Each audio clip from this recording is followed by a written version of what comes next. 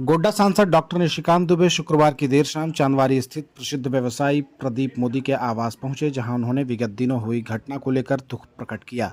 साथ ही उन्होंने विधानसभा चुनाव को लेकर कहा कि झारखंड में भाजपा की 2/3 बहुमत से जीत होगी और झारखंड में भाजपा की सरकार बनेगी।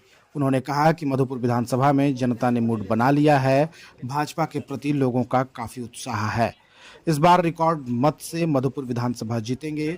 उन्होंने कहा कि अगर झामुमो की सरकार झारखंड में बनेगी तो झारखंड में बांग्लादेशी घुसपैठियों का राज तो मैं होगा। कंफ्यूजन खत्म कर दूं कि मुझसे प्रत्याशी ने पूछा था और कल जो है एक शुभ दिन था।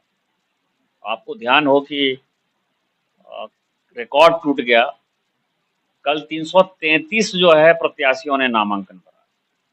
मैं ये सोच रहा था कि 81 विधानसभा में 333 लोगों ने यदि शुभ मुहूर्त में नामांकन कर दिया तो सबको कैसे विजय श्री मिलेगा, मेरे लिए एक बड़ी बात थी। तो माननीय प्रत्याशी ने कहा कि पंडित के हिसाब से उनके लिए वो शुभ दिन है। तो मैंने कहा था कि आप जो है फॉर्मेलिटी के लिए जाकर आप नामांकन कर दीजिए, लेकिन प्रत्याशी मेरे साथ 28 तारीख को नामांकन करेंगे। तो सबसे पहले तो ये कन्फ्यूजन जो है नहीं होना चाहिए। प्रत्याशी ने नामांकन कर दिया, उन्होंने शुभ मुहूर्त के तौर पर वो 2 सेट में नामांकन किया है।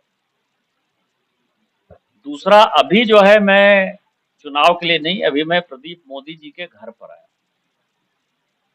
और सभी मधुपुर का माहौल है। मधुपुर का माहौल झारखंड मुक्ति मोर्चा और कांग्रेस का जो बांग्लादेशी घुसपैठियों को बढ़ावा देने का जो मुद्दा है, जो यहाँ आतताई लोग आए हैं, जो इस तरह की हरकतों में आते हैं, मुझे पता है कि वो मधुपुर के लोग नहीं है, लेकिन मधुपुर के कुछ लोगों के सहयोग के कारण यहाँ बांग्लादेशी घुसपैठिए बस रहे हैं, जो कि हिंदू मुस्लिम एकता के नाम पर या हिंदू और मुस्लिम के नाम पर दंगा भड़काना चाहते हैं।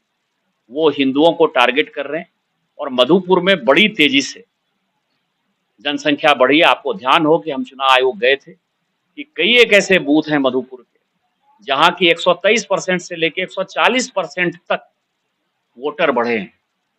ये वोटर जो है लोगों ने पैदा नहीं किए, वोटर सभी बांग्लादेशी हैं। जब भारतीय जनता पार्टी की सरकार बनेगी तो हम उसका जो है जरूर हिसाब किताब करेंगे। और इस कारण से ये जो घटना है प्रदीप मोदी जी की, ये सबों को याद रखने वाली बात है। और मधुपुर में इस बार हर हालत में भारतीय जनता पार्टी जीतेगी। और जो मैंने बहुत पहले कहा था यहाँ, आज से 1.5 साल 2 साल पहले उपचुनाव के बाद, ये जो हफीजुल जी हैं, क्योंकि इन्होंने कहा था कि एफडी कर देंगे, तो एफडी तो नहीं कर पाए। मेरा जो है करंट अकाउंट ही चलता रहा, अब वो रेकरिंग अकाउंट में जाएगा।